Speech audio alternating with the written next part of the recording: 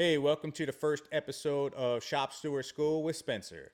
We're going to be talking about the NALC grievance process. This video is very important if you're a brand new steward. More than likely, if you are a brand new steward, it's going to be at the informal A level. Formal takes a little bit more education and training, understanding what's going on. But also, this is for the carriers because a lot of times stewards are getting this information, but for the carriers, you all need to be privy to this process, what's going on, and the timelines that we need to file this information for. Shop stewards, at the informal A level, we only have 14 days to move a grievance forward. So that's from the date that an incident occurs. We have 14 days to request information about it, to review the information about it, and to meet on the information that we get with the management informal A level in order to try to settle at the lowest level. And if not, we escalate that to the formal A within 14 days of the occurrence. Okay. So first step, what is a grievance or a grievance? A grievance is a discrepancy between work hours, wages, or conditions with the working class and the employer. So for us, that's going to be usually the carriers have a grievance against management, most likely. Okay. So that's really the first step in the grievance process is, you don't just create grievances from nowhere. You can't solicit grievances. So more than likely, if it's not a grievance for yourself, either a carrier is going to come approach you and say, voice their concern that they had a grievance or need you to investigate something, or class action where there's been like a number of carriers that have been affected either through like inappropriate SPMS text messages alerts where management's like spying on you, or in my office, this runs rampant a lot, is fraudulent clock rings. No matter what, every day, every week, we are pulling carriers' tax reports and checking their clock rings against managements because they are stealing time from carriers on the routes and moving them to different clock codes that are stealing time from their routes. So, for example, they'll put them on janitor time or meeting time, or move them to the street 20 minutes before they manually move to the street. So just different things that we're always on the lookout for over at my office. Those would be class action if there's more than one carrier. Okay.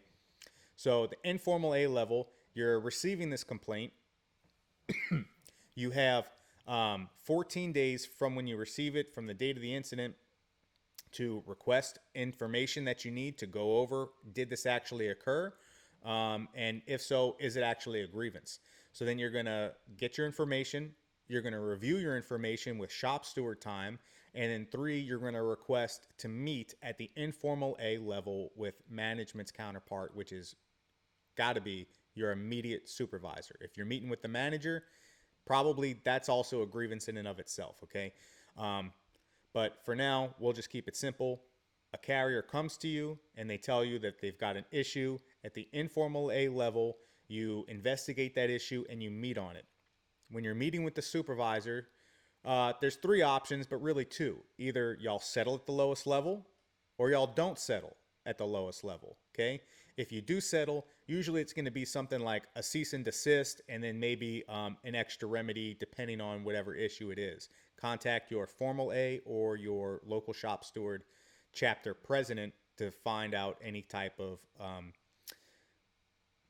traditional remedies for those grievances that you're attacking at the time. Okay, so they either don't settle, or they do settle or they don't settle. So if they don't settle, then you send it up, and you've got once you send it up, then y'all agree to sign the 8190s, and then that moves it forward to the formal A level. So at the informal level, the third option is they refuse to meet or they refuse to sign at all. Okay, that's another video. But for right now, they either settle with you for a cease and desist plus extra, or they don't settle with you. And in that case, you move it up using a PS form 8190. Okay. In my office, we turn in those 8190s to the local chapter president. He's the one that escalates it from the informal, moves it to the formal A level. Okay. Now, at the informal level, you don't have to be super prepared. All you need to do is fill out your 8190. You have your case file together. You have all of your evidence, your information that you requested, witness statements, etc. But at the formal A level, this is your last chance to settle within the office. If y'all don't settle at the formal A level, then it moves up out of your control to what's called the B team. The B team is a group of delegates both on management side and the union side, and it's kind of like pre-arbitration, like a pretrial settlement. What they're doing is like I'm not sure the exact number, but maybe like 4 people on the union and 4 people on management side. They're getting together, they're discussing these grievances, and they're going to try to make a decision, a resolution based on what's in the case file. So that's why the formal A is also one of the most important stages in the NALC grievance process, because everything has to be done at the formal A level.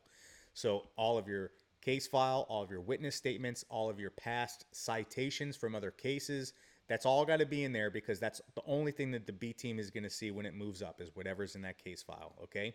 Now, if for whatever reason the B team decides they don't want to make a ruling on it, they will either impasse it and send it to arbitration. They will remand it back to your station, which means they'll put it back to the informal or the formal level for further deliberance. Or they'll just say, or they will make a ruling on it. They'll say it's not true, it doesn't exist, so it wasn't a grievance, no harm, no foul, so to speak. Okay, so B team is, a lot of things will go to the B team just so we can get language on it. So no matter what, 100% of grievances start at the informal A. And if they're not settled, then they move to the formal A. So in my office, again, probably that's about 100%, because people don't want to settle at the informal A. They don't want to be responsible for any settlements. They don't want to sign anything silly. So no matter what, even though it's a grievance, they don't want to sign it. They escalate it up to the formal A. So 100% of my informal A's are going straight to the formal. Okay. Now, I don't know the exact percentage of what percent of formal A cases go to the B team, but again, I'd have to imagine it's a lot, because management does not want to be responsible at the local lower level for signing anything or agreeing to any type of escalated remedies and things like that. So a majority of the formal A cases end up going to the B team. Now, you have 14 days at the informal. You have 7 days once you turn in that 8190 from the president to meet at the formal A level. Once you escalate it there, right now in our region, it's about 2 to 3 months behind. It's backed up severely at the B team level. So it could be 2 to 3 months before you hear anything about a decision that happens to you, okay? And if the B team decides not to rule on it, then it goes to arbitration. That's where they actually call you to the stand. Witnesses come into the building. It's kind of like a TV, like a court case kind of situation.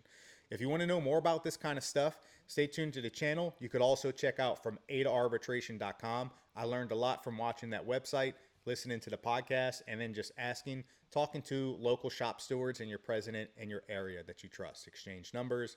The best thing is that we're all together. Union means together. So whatever's going on, we need to all stick together. We need to band together. We need to fight for each other, protect each other, protect each other's careers, and keep moving forward, fighting management. Y'all stick tuned to another episode of Steward School with Spencer. Thanks for tuning in.